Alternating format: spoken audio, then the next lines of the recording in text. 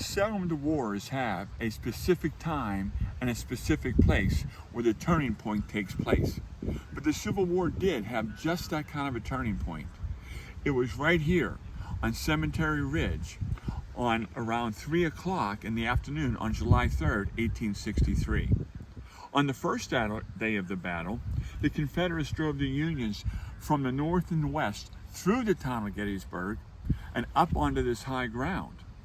On that day and on this day after, they tried attacking the Union right flank on Culp's Hill. And then the next day, on the 2nd of July, 1863, in the wheat field, and the peach orchard, and Little Round Top, they tried to attack the Union left flank. But the Union line held in its famous fishhook position. This was the center of it.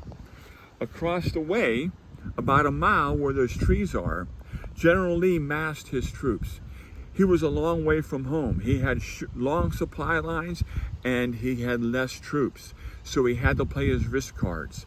So he decided after an hour bombardment to send General George Pickett and his troops across this field over a mile in the open. Union cannons were on him, firing the entire time. Musket fire poured into them as they got closer.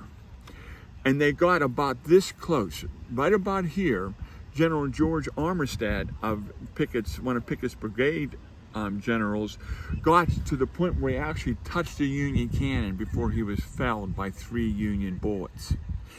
In my book, She's Just a Little Amish Girl, Rebecca arrives as part of a horse-drawn ambulance crew at that very moment to take General Armistead away.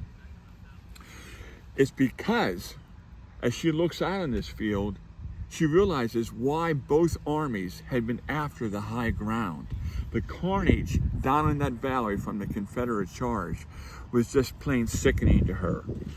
It was this high ground that gave the Union the victory at Gettysburg, and the Confederate losses were so great that they never again could mount a major offensive into the north. And less than 2 years later, they surrendered at Appomattox Courthouse in Virginia.